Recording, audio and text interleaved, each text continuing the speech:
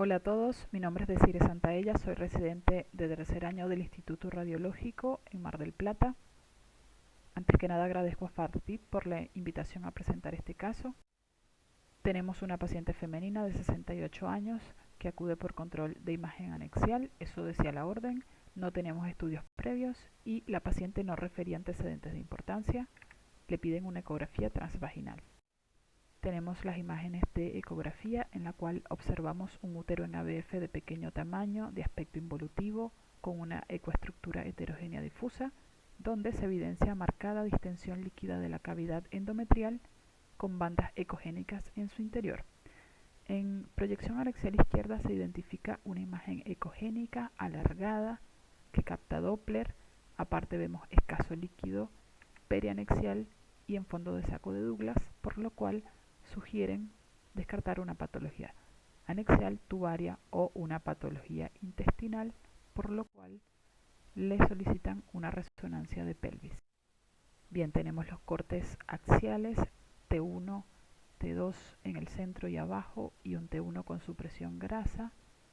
Vemos que la imagen se comporta de manera iso o hipointensa con respecto al músculo en el T1. En T2 vemos que tiene una señal más hiperintensa y que en supresión grasa no suprime, por ende descartamos que tenga un componente graso y aparte vemos el escaso líquido en fondo de saco de Douglas. Seguimos caracterizando la imagen con cortes axiales, coronales y sagitales en T2. Seguimos identificando la imagen anexial izquierda. Aparte, vemos o corroboramos la cavidad endometrial distendida por señal hiperintensa o líquido en su interior y sumamos una imagen tubular en lo que sería la imagen coronal arriba en el centro y la imagen axial abajo a la izquierda. Es una imagen tubular que presenta señal hiperintensa en su interior, por lo cual se traduce que sería la trompa de falopio distendida con líquido, lo que sería un hidrosalpinx. En la difusión vemos que restringe y vemos que cae la señal en las secuencias en fase dinámica de contraste. Vemos que presenta un realce homogéneo de tipo progresivo luego de la inyección de gadolíneo. En las imágenes sagitales arriba a la derecha vemos que son cortes más tardíos y que realza menos o igual que el miometrio. Vemos la curva, la cual presenta un aumento de realce moderado, más lento o igual que el miometrio, seguido de una meseta, lo cual corresponde a una curva tipo 2, por lo cual es un ORATS 4, presentando un riesgo intermedio de malignidad alrededor del 50%.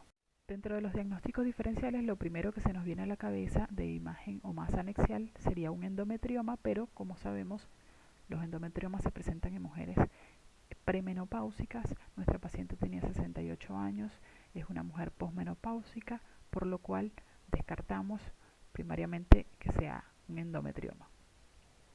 El absceso tubo-ovárico son masas líquidas de alta atenuación que pueden presentar niveles líquido-líquido o gas. Generalmente muestran pared que realza, pero no tienen un componente sólido en su interior que realce, como en nuestro caso. Un tumor de ovario, sabemos que se presentan como grandes masas anexiales, heterogéneas, con componente sólido y quístico, con septos o bandas en su interior. En nuestra paciente veíamos los ovarios de pequeño tamaño, hipotróficos, con lo cual descartamos que haya sido un tumor de ovario. El diagnóstico fue un carcinoma primario de trompa de falopio. El carcinoma primario de trompa de falopio es una neoplasia maligna rara y agresiva del tracto genital femenino. Representa el 1% de los tumores malignos ginecológicos.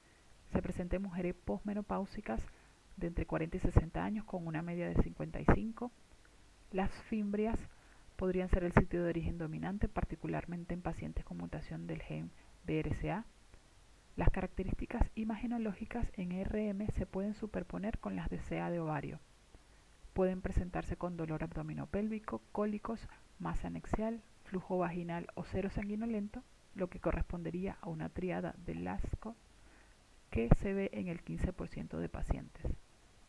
El carcinoma seroso es el tipo histológico más común, seguido de endometrioide e indiferenciado. Y el tratamiento sería principalmente una histerectomía con salpingo o forectomía bilateral, más quimioterapia. En imágenes vemos que en ecografía va a ser una masa de forma tubular o masa globular con forma de rueda dentada, va a haber hidrosalpinx, puede ser bilateral. Con Doppler presenta un flujo de baja impedancia. En el componente sólido vemos la imagen de nuestra paciente arriba a la derecha y la imagen de la literatura, que son casos similares, parecidos, con una masa ecogénica que capta Doppler, con líquido adyacente, y en la imagen de la literatura abajo vemos que es evidente el hidrosalpinx. La tomografía solo nos sirve para estadificación, no para caracterizar la masa pélvica. En resonancia tenemos signos característicos. Vamos a ver una masa pélvica en forma de salchicha con hidrosalpinx e hidrometra. Va a presentar el componente sólida señal homogénea. En algunos casos se puede confundir con un tumor de ovario cuando se puede ver una imagen heterogénea, pero es debida a la superposición del líquido del hidrosalpinx en conjunto con la imagen sólida, que puede llegar a verse como si fuese una imagen heterogénea sólido-quística, y como les comenté, puede haber confusión, se puede llegar a un diagnóstico erróneo que sería un cáncer de ovario. Vemos la imagen de nuestra paciente a la derecha y la imagen de la literatura a la izquierda con señales o características similares. Vemos que en T1 va a presentar baja intensidad de señal. Nuevamente les muestro la imagen de nuestra paciente a la derecha y la de la literatura a la izquierda. En esta sí podemos evidenciar que se puede ver un poco heterogénea, como les mencioné anteriormente, con el componente líquido del hidrosalpinx y el componente sólido del tumor. En T2 va a tener una alta intensidad de señal y con contraste va a tener un realce leve a moderado. Va a presentar restricción en difusión.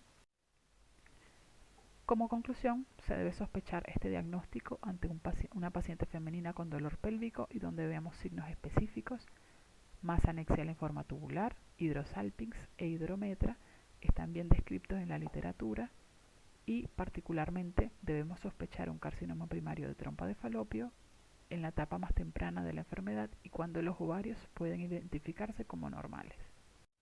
Les dejo la literatura consultada. Muchas gracias.